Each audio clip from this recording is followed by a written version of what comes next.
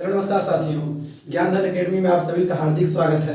साथियों, जैसा कि आपको बताते चले कि साइंस की एक बेहतरीन सीरीज हम आपके लिए लेकर आए हैं जो लगातार प्रगति पर है और जितने भी महत्वपूर्ण क्वेश्चन बनने लायक है साइंस के हम आपके सामने पेश कर रहे हैं और उनसे संबंधित जो भी अन्य क्वेश्चन बनने लायक होंगे हम उसको पूरी तरीके से क्या करेंगे, इसमें डिस्कस करेंगे।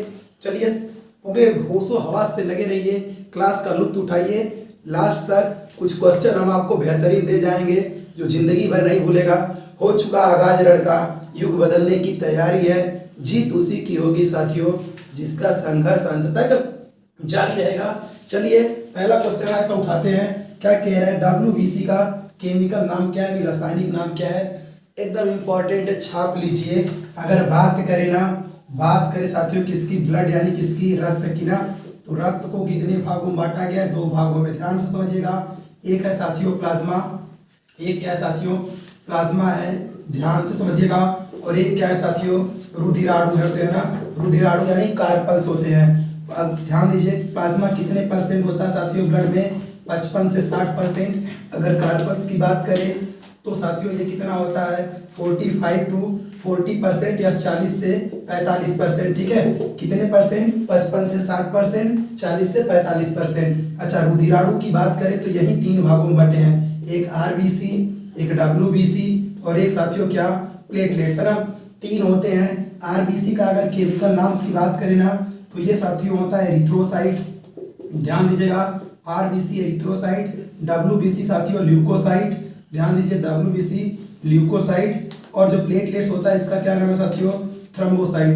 ध्यान दीजिए, क्वेश्चन आपसे क्या पूछ रहा है साथियों? WBC का रासायनिक नाम पूछ रहा है और WBC का केमिकल नाम क्या है? ल्यूकोसाइट। तो ऑप्शन नंबर कौन सा साथियों? ऑप्शन नंबर 1 क्या हो जाएगा? करेक्ट हो जाएगा। थ्रोम्बोसाइट किसका है? प्लेटलेट्स का। एरिथ्रोसाइट किसका है? RBC का। इनमें से कोई नहीं, कोई मतलब ही नहीं है, तो कौन सा ऑप्शन सही हो गया? Option number 1 leucocyte. किसका नाम है साथियों? WBC का केमिकल नाम। अगला क्वेश्चन देखते हैं। अगला क्वेश्चन ध्यान दीजिए साथियों, चलिए ध्यान दीजिए। कह रहा है रुधिर दाब मापक है ना, बेहतरीन क्वेश्चन है। यानी रुधिर यानी ब्लड को का जो प्रेशर होता है ना वो कौन मापता है, ये क्वेश्चन कह रहा है। चलिए बात कर ले अगर ऑप्शन की ना, तो थर्मामीटर क्या करता है साथियों? ताप मापता है ना। शरीर का क्या करता है? टेम्परेचर मापता है थर्मामीटर। अच्छा, कमेंट बॉक्स में छापिए हाई टेम्परेचर मापने वाले डिवाइस का नाम, जो उच्च ताप माप सकता है ना, उस यंत्र का नाम कमेंट बॉक्स में क्या करिए, छाप दीजिए। बैरोमीटर की बात कर ले साथियों, क्या करता है? ये दाब मापता है, बट कौन सा दाब? वायु दाब ना। कौन सा दाब मापता है? वायु दाब। लड़के क्या करते हैं, अक्सर कंफ्यूज होकर इसी पे ट्रिक लगा देते हैं, बट नहीं लगाना है। अमीटर क्या करता है साथियों? अमीटर विद्युत धारा को मापता है ना। किसको मापता है? विद्युत धारा को। अगर बात कर ले स्फिग्मोमैनोमीटर की ना, तो यही वो व्यक्ति है जो क्या करता है साथियों? रक्त दाब क्या करता है? ब्लड प्रेशर को मापता है। कौन? स्फिग्मोमैनोमीटर। चलिए अगला क्वेश्चन ध्यान दीजिए साथियों। अगला क्वेश्चन ध्यान दीजिए साथियों, क्या कह रहा है? कह रहा है पित्तरस का निर्माण कहाँ होता है ना। बहुत इंपॉर्टेंट क्वेश्चन है, क्योंकि लड़के अक्सर इसमें क्या करते हैं, गलत कर जाते हैं, क्योंकि उनको लगता है पित्तरस पित्ताशय। ऑप्शन क्या करेंगे, खटाक से टिक देंगे, बट क्या हो जाएगा, गलत हो जाएगा। चलिए ध्यान दीजिए, पित्तरस की पित्ताशय की अगर बात कर लेना, पित्ताशय क्या करता है साथियों? पित्तरस का स्टोर करता है ना। क्या करता है? ये पित्तरस का स्टोर करता है। कौन? पित्ताशय। या निकलता कहाँ से है? निकलता कहाँ से है साथियों? यकृत से। पित्तरस का स्राव कहाँ से होता है साथियों? हाँ, पित्तरस का स्राव कहाँ से होता है? यकृत से। यानी पित्तरस यकृत से निकलता है और स्टोर कहाँ पे होता है? पित्ताशय में। और अगर बात कर ले साथियों किसका? प्लीहा यानी स्प्लीन की, यहाँ पे क्या स्टोर होता है साथियों? ब्लड स्टोर होता है ना। रक्त क्या होता है यहाँ पे? स्टोर होता है। बात कर ले अग्नाशय की ना, तो यहाँ से क्या होता है साथियों? अग्न्याशय। अग्न्याशय क्या निकलता है साथियों? रस निकलता है ना। अग्न्याशय रस निकलता है। चलिए ध्यान दीजिए, तो पूछा क्या है आपसे? पित्तरस का निर्माण कहाँ पे होता है? तो कहाँ पे होता है साथियों? यकृत में होता है इसी पित्तरस का निर्माण, और यहीं से पित्तरस निकल के कहाँ जाता है? पित्ताशय में स्टोर हो जाता है। चलिए अगला क्वेश्चन ध्यान दीजिए साथियों, क्या कह रहा है? कह रहा है विरंजक चूर्ण का रासायनिक नाम क्या है ना। विरंजक चूर्ण का रासायनिक नाम पूछ रहा है, ध्यान दीजिएगा, इंपॉर्टेंट है। अगर बात कर ले विरंजक चूर्ण के रासायनिक नाम का ना साथियों, चलिए पहला ऑप्शन देखें, सोडियम कार्बोनेट। ये किसका रासायनिक नाम है साथियों? धावन सोडा का। ध्यान दीजिएगा, फॉर्मूला क्या होता है इसका? Na2CO3 ना। ये सोडियम क्या हो गया? कार्बोनेट। ठीक है। कैल्शियम ऑक्साइड की बात कर ले तो ये किसका है साथियों? बिना बुझा हुआ चूना। किसका है? बिना बुझा हुआ चूना। ध्यान दीजिएगा, बिना बुझा हुआ चूना। क्या नाम है? Calcium oxide. केमिकल नाम, फार्मूला क्या होता है साथियों? CaO, calcium oxide. जो मार्केट में पत्थर जैसा चूना मिलता है ना, वही है बिना बुझा हुआ चूना। कैल्शियम ऑक्सीक्लोराइड की बात कर ले तो CaOCl2। ध्यान दीजिएगा, CaOCl2 यही क्या है साथियों? यही है आपका विरंजक चूड़। यही क्या है? विरंजक चूड़ है कैल्शियम ऑक्सीक्लोराइड। तो ऑप्शन नंबर 3 क्या होगा इसका? सही हो जाएगा। अच्छा, ऑप्शन नंबर 4 की बात कर ले तो कैल्शियम हाइड्रोक्साइड, CaOH का ट्वाइस। ये क्या होता है साथियों? ये जो होता है ना, ये बुझा हुआ चूना है। कौन सा चूना है? बुझा हुआ चूना। ध्यान दीजिएगा, ये बुझा हुआ चूना है। क्या? कैल्शियम हाइड्रोक्साइड, ये बुझा हुआ चूना है। और कैल्शियम ऑक्साइड क्या है? बिना बुझा हुआ चूना है। आपसे क्या पूछा? विरंजक चूड़। विरंजक चूड़ का साथियों क्या हो गया? केमिकल नाम कैल्शियम ऑक्सीक्लोराइड। चलिए अगला क्वेश्चन ध्यान देते हैं। अगला क्वेश्चन ध्यान दीजिए साथियों, क्या कह रहा है? निम्नलिखित में किसकी तन्यता सबसे अधिक है ना? तन्यता पूछ रहा है सबसे ज्यादा किसकी होती है? तन्यता का मतलब होता है ना, खींच के किसके रूप में? तार के रूप में बदल देना ना, वही क्या होता है? तन्यता होता है किसी भी पदार्थ का। चलिए ध्यान दीजिए, पूछ रहा है सबसे ज्यादा तन्यता किसकी होगी? ऑप्शन दे रखा है रबर, चांदी, सोना, प्लास्टिक ना, सब तनने वाले पदार्थ हैं। बट सबसे ज्यादा तन्यता अगर देखी जाए ना तो किसकी साथियों? सोने की। रबर मत मारिएगा ना, रबर की तन्यता सबसे क्या होती है? बहुत कम होती है। चलिए ध्यान दीजिए, सोना की तन्यता क्या होती है सबसे ज्यादा? कितनी होती है? 1 ग्राम सोने में ना लगभग 2 किलोमीटर लंबा तार क्या कर सकते हैं? बना सकते हैं। 1 ग्राम सोने में 2 किलोमीटर लंबा तार, इसीलिए इसकी तन्यता क्या है? सोने की सबसे अधिक है। चलिए अगला क्वेश्चन देखिए। अगला क्वेश्चन ध्यान दीजिए साथियों, क्या कह रहा है? कह रहा है कैंसर रोग के उपचार में किस समस्थानिक का प्रयोग करते हैं ना? चलिए, कैंसर रोग के उपचार में पूछ रहा है, ध्यान दीजिएगा। अगर बात कर ले पहले ऑप्शन की, कार्बन 14 कहाँ पर उपयोग करते हैं साथियों? कार्बन डेटिंग प्रणाली ना। कौन सी प्रणाली? कार्बन डेटिंग प्रणाली में इसका क्या करते हैं? उपयोग करते हैं। मतलब क्या? जीवाश्मों की आयु निर्धारित करने के लिए ना, जीवाश्मों की आयु निर्धारित करने के लिए किसका? कार्बन 14 का। आयोडीन 131 की बात कर लेना साथियों, ध्यान दीजिएगा कहाँ पे इसका उपयोग करते हैं?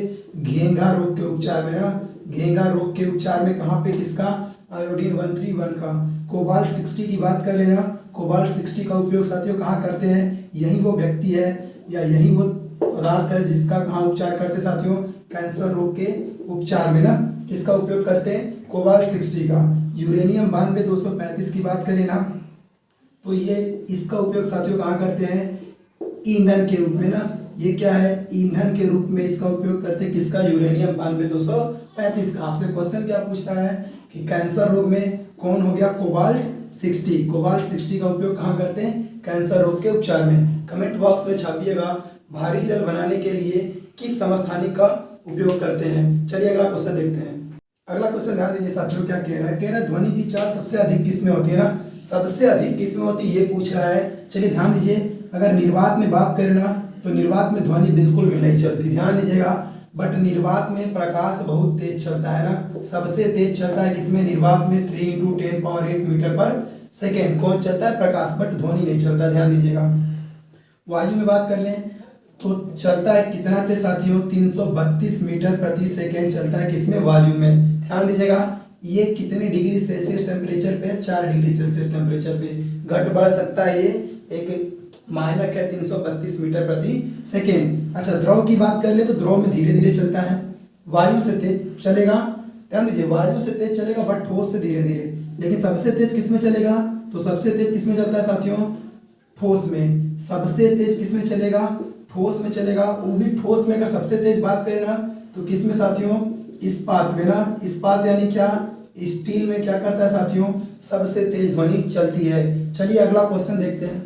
अगला क्वेश्चन ध्यान दीजिए साथियों, क्या कह रहा है? कह रहा है निम्न में से कौन सी यांत्रिक तरंग है ना? यांत्रिक तरंग पूछ रहा है, यानी मैकेनिकल वेव्स। ध्यान दीजिए, तरंगे दो होती है ना, ध्यान से समझिएगा। एक यांत्रिक तरंग और एक विद्युत चुंबकीय तरंग। यांत्रिक तरंग को चलने के लिए कोई ना कोई माध्यम चाहिए, चाहे ठोस, चाहे द्रव, चाहे गैस। बट विद्युत चुंबकीय तरंगों को चलने के लिए कोई माध्यम रहे या न रहे, तब भी वो क्या करेंगी? चलेंगी। तो ध्यान दीजिएगा, रेडियो तरंगे क्या है? विद्युत चुंबकीय तरंग है। एक्स तरंगे भी क्या है? विद्युत चुंबकीय तरंग है। प्रकाश तरंगे भी क्या है? विद्युत चुंबकीय तरंग है, क्योंकि ये तीनों निर्वात में चल सकती है। तीनों क्या साथियों? विद्युत चुंबकीय तरंगे, ये तीनों है, ध्यान दीजिएगा, ये तीनों क्या है, विद्युत चुंबकीय तरंगे है ना। बट आपसे क्या कह रहा है कि कौन सी यांत्रिक तरंग है, यानी जिनको चलने के लिए क्या चाहिए, माध्यम की आवश्यकता पड़ेगी। तो कौन हो गए साथियों, ध्वनि तरंगे क्या हो गई, यांत्रिक तरंग। और इनको चलने के लिए क्या चाहिए साथियों, कोई ना कोई माध्यम चाहिए। अभी जस्ट पिछले क्वेश्चन में हम बताए थे कि ध्वनि निर्वात में नहीं चलती है, तो इस क्वेश्चन का सही आंसर क्या हो जाएगा, ध्वनि तरंगे। चलिए अगला देखते हैं। चलिए साथियों अगला और आखिरी क्वेश्चन देखते हैं आज का। चलिए ध्यान दीजिए क्या कह रहा है, कह रहा है ठोसों में ऊष्मा का संचरण किस विधि द्वारा होता है ना। ठोस में पूछ रहा है ऊष्मा एक स्थान से दूसरे स्थान तक जाती है, कौन से विधि के द्वारा। संचरण का मतलब एक स्थान से दूसरे स्थान तक जाना। ठोस में देखिए अगर बात कर लेना साथियों, तो ठोस और क्या, द्रव और क्या, गैस, है ना। ठोस की अगर बात कर लें तो ठोस में जो ऊष्मा एक स्थान से दूसरे स्थान तक जाती है ना, ये चालन विधि द्वारा जाती है। और अगर द्रव में बात कर लें तो किसके द्वारा, संवहन द्वारा, ध्यान दीजिएगा। और गैस और निर्वात दोनों बात ना, गैस और किसमें, निर्वात, निर्वात में भी ऊष्मा एक स्थान से दूसरे स्थान तक जाती है। सूरज का बताइए, ऊष्मा पृथ्वी पे आता है ना, बीच में क्या है, निर्वात है, फिर भी आता है। तो कौन सी विधि के द्वारा, गैस और निर्वात में किससे साथियों, विकिरण द्वारा ना, विकिरण द्वारा। तो ठोस में ऊष्मा का संचरण किससे होता है, चालन विधि से। द्रव में संवहन द्वारा, गैस और निर्वात में विकिरण द्वारा। क्वेश्चन क्या पूछा आपसे, ठोस में, तो ठोस में किससे साथियों, चालन। तो कौन सा ऑप्शन, ऑप्शन नंबर 2 क्या हो जाएगा, करेक्ट हो जाएगा। साथियों आज की क्लास में जितना महत्वपूर्ण क्वेश्चन लिया गया था हम आपके सामने रख दिए। अगर साथियों आपको ये क्लास पसंद आया हो तो क्लास को लाइक और शेयर कर दीजिएगा। और साथियों हम इसी तरह के क्वेश्चन आपके सामने लेकर डेली प्रस्तुत होते रहेंगे। मिलते हैं साथियों अगले क्लास में, तब तक के लिए धन्यवाद।